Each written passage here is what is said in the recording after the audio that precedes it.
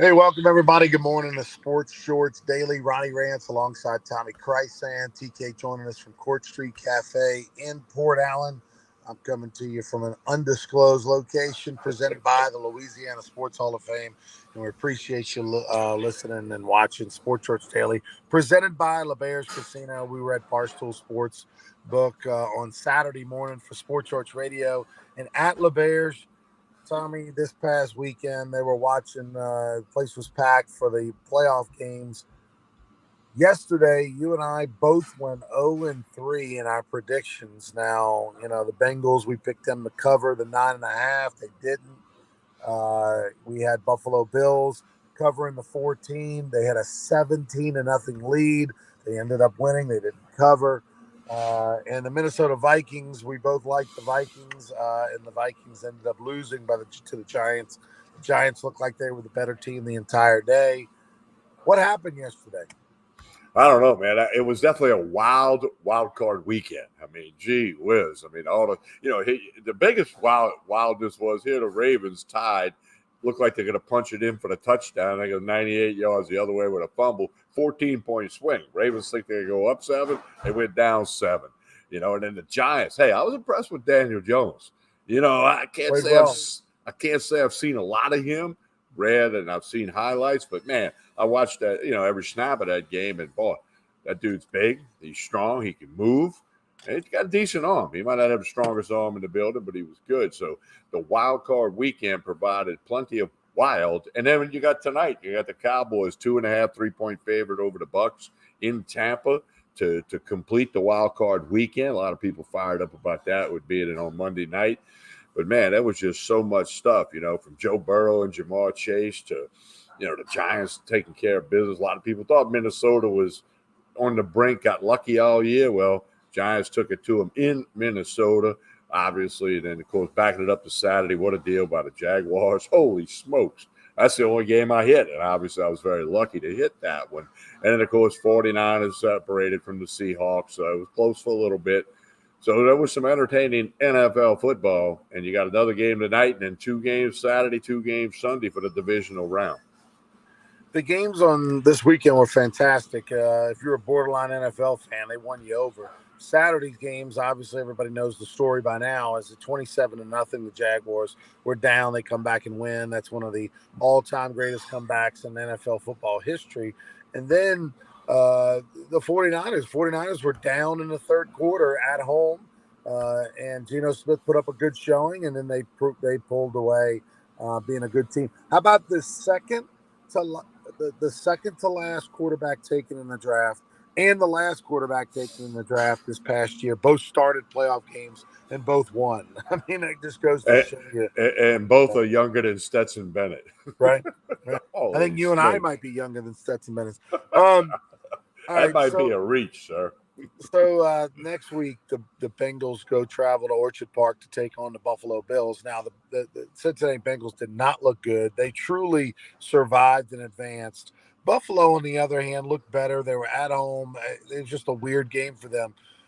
I don't get the feeling after watching these playoff games and that Cincinnati has a chance to win in Buffalo against the Bills. I know they have a chance, but I think Buffalo's playing better. They're at home. I think that Buffalo will take care of business against Joe Burrow and the Bengals, who are not really clicking right now on offense, and they truly were fortunate to win that game. They've only got 2 linemen. They had 5 linemen that started the first 15 games of the year, and only 2 of them are still playing. They've lost one a week the last 3 weeks. That got pointed out last night. So that's what makes me think, hey, going into Buffalo might not be as easy as the Bills might like it to be, or as the Bengals might like it to be. But, again, it's wild card. It's playoff football. It's a different game of football. They always say in the NBA that the playoffs are different, and they are. It's a different intensity. Guys hustle more. It's a different mentality. Same thing in the NFL. I mean, there was some unbelievable football played this weekend, some turnover. Man, when you see a turnover, you're thinking, oh, my, that's critical. But the Jaguars turned it over 5 times and won the game. I mean, that's how wild things were this weekend. I think if the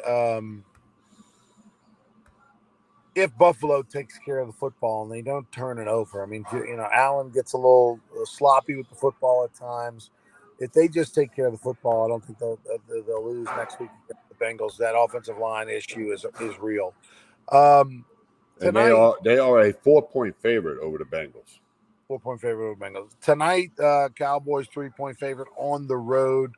A lot of people think the Tampa Bay Bucks have a chance. A lot of people believe in the Tom Brady magic. We've seen it firsthand many, many times this year. They look like they look terrible for three quarters, and then in the fourth quarter, Tom Brady makes it happen. Um, where are you on this game for tonight?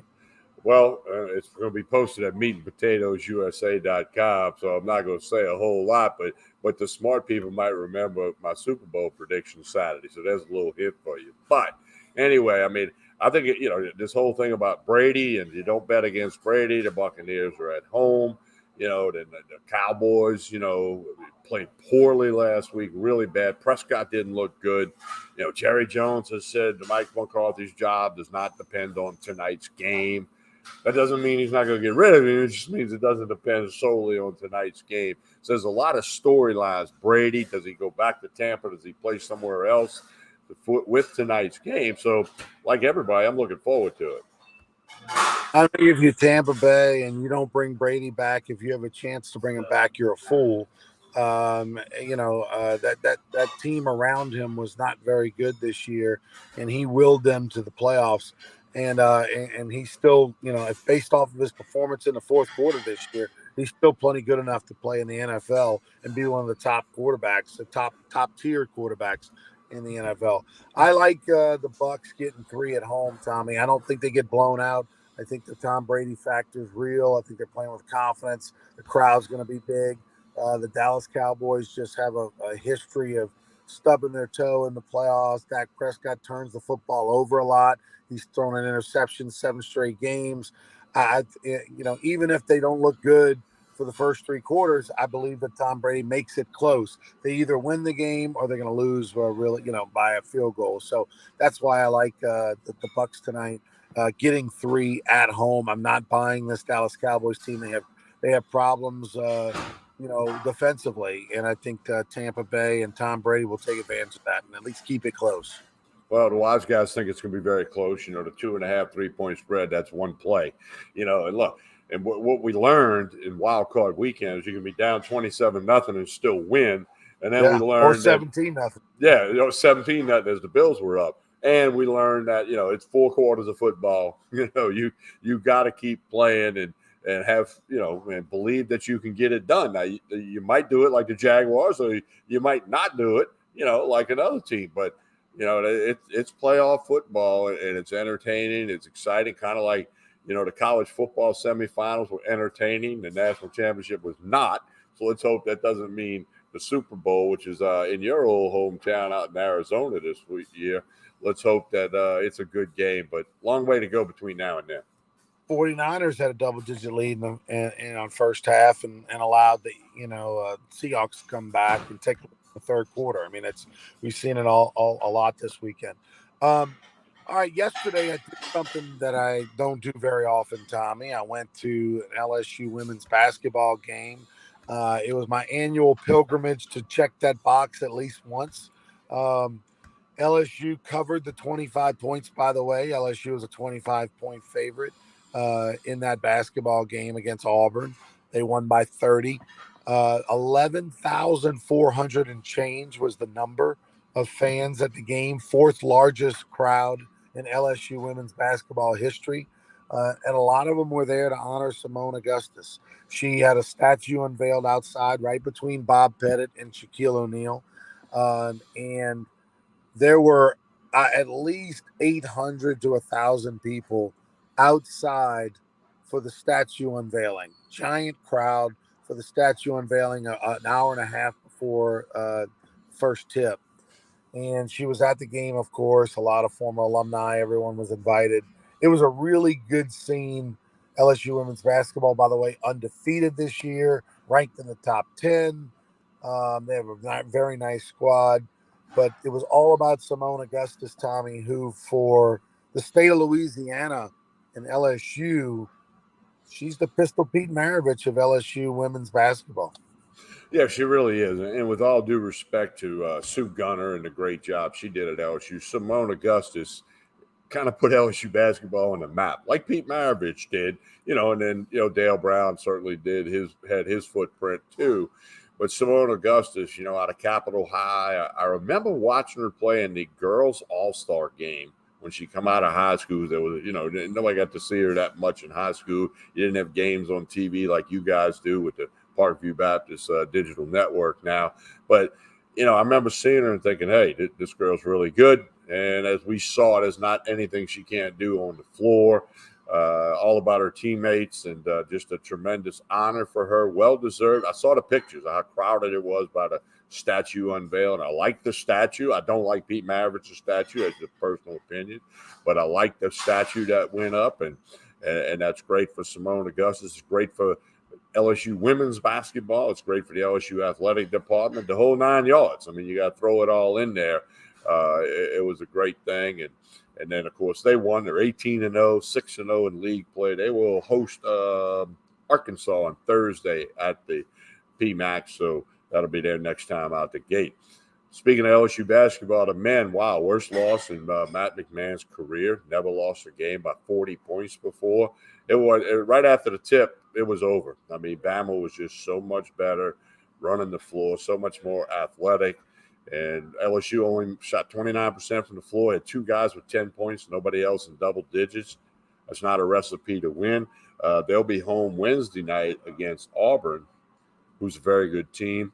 And they're now 12-5, 1-4 in league play. Well, LSU's men, we've been, they had those 2 games where they surprised the world. They beat Arkansas at home, and then they went on the road and lost by 3 to Kentucky. And now we know Kentucky's terrible. But they're just not very good. They don't have enough firepower. They couldn't score 60 points against Team Sports Shorts. But and so we'll see what the line is against Auburn. Whatever it is, I'm going to take Auburn. I told you I'm staying with that formula. Well, I did have Bama minus 14.5 Saturday, yep. So I was in the rocking chair early. Yeah, that was no doubt. LSU's women, their team is a nice team. I've watched South Carolina play a couple times this year's preseason. Who's number 1 in the country. Look forward to seeing. I don't know. Do they see if they play, Tommy? Can you look? They on the play schedule? In Columbia, South Carolina, a little bit later on down the schedule. Okay. Yeah, that's obviously in women's basketball. For Kim Mulkey at this point in her career, it's Final Four or bust, it's championship or bust. Based on what I've seen, they're not as good as South Carolina, and South Carolina has Boston, who's the best player in the country, and in the post, who just absolutely dominates. If you watched LSU South Carolina last year, when LSU played South Carolina well at the PMAC, Boston was the difference, and she's the national player of the year and preseason player of the year this year. So I don't know if LSU is an answer for her. So it'd be tough against them, but they can play against anybody else. No question about that. Tommy, I'm going to let you do some business. I'm going to get on out of here. Obviously, you can tell I'm playing a little under the weather. We'll be back with Sports Shorts Daily on Wednesday. I'll let Tommy take it and tell you some things before we get out of here. Take care, TK. Thank you. All right, that's Ronnie Rance right there. And I'm over here at the Court Street Cafe in Port Allen. Breakfast, lunch, dinner, 7 days a week. But Sunday brunch goes 8 to 2. Lunch specials, dinner specials. They got the bar. You can see that right behind me. Plenty of TVs for ball games. Lots of good things here. Jason and the staff do a great job at Court Street Cafe in Port Allen. Check them out. 805 Court Street. A good thing to do is connect with them on Facebook and Instagram. You can see the lunch specials, the dinner specials, and everything else that they got going on at Court Street Cafe in Port Allen. Just a couple of minutes over the Mississippi River Bridge. You work in downtown Baton Rouge, pretty much just as easy to come over here as go somewhere else for lunch. Now, also want to recap this past Friday night. What an event at the Lamar Dixon Expo Center. I know Rachel made a comment about that, benefiting the Louisiana Sports Hall of Fame and many, many other charities. Lots of money raised for lots of great causes. I swapped text messages with Casey McKenzie and with Ryan Moranto over the weekend. They were a little tired, a little sore. We had them on Sports Shorts Radio Saturday morning. So it was a tremendous event, close to 1,000 people there. It was unbelievable. The Deep South Productions was fantastic. The lead guitarist from Parish County Line with the national anthem, and it was just a show. It was entertaining. It was a show. You had 7 championship wrestling matches, and you had the celebrity boxing match. People are already craving what's going to be next year. Who would be the celebrity boxing match? A lot of names circling around. Hey, that's going to be up to Ronnie and the staff at the Louisiana Sports Hall of Fame and all the people that worked very hard. Lots of people to put this event on. If you were there, you know exactly what I'm talking about. If you weren't there, make sure you're going to be there next year. No question about that. Also, tons of events going on in Louisiana and across the country today for Martin Luther King Jr.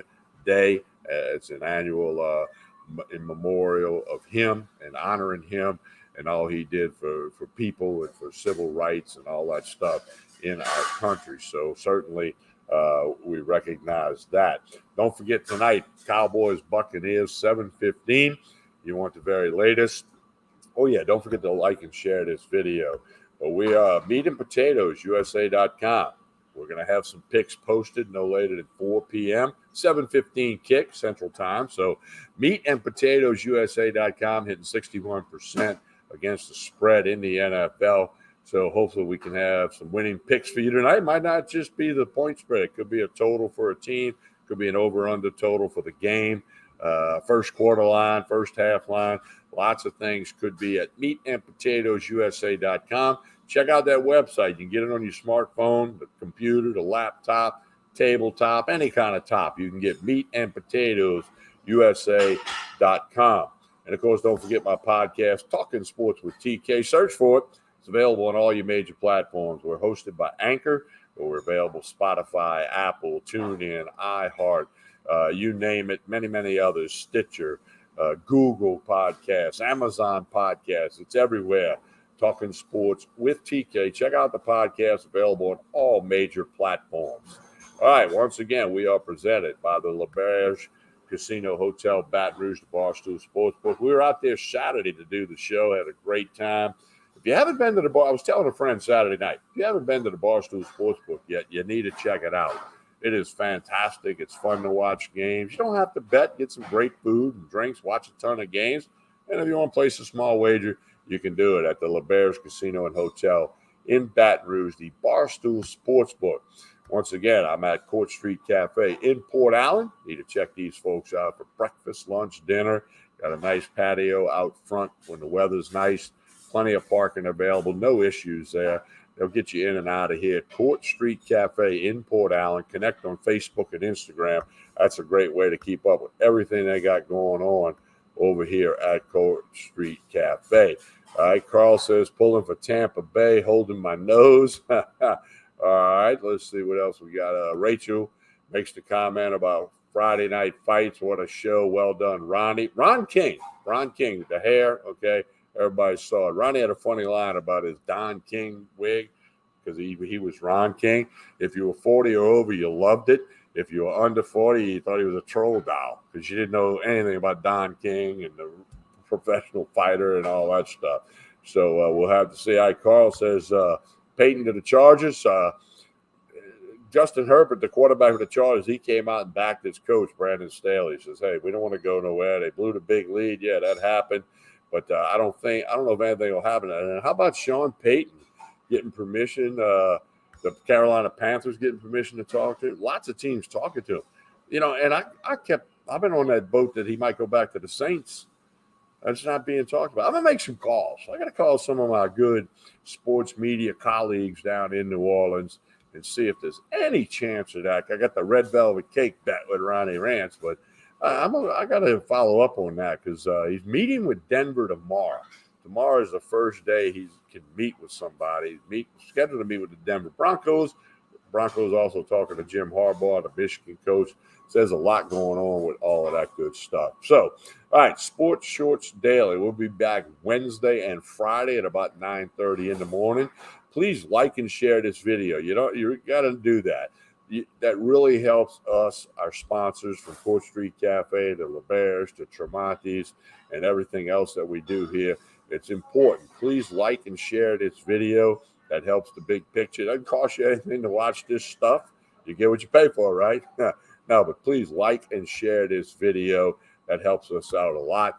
And then, of course, don't forget Court Street Cafe in Port Allen. Connect on Facebook and Instagram. You'll be glad that you did.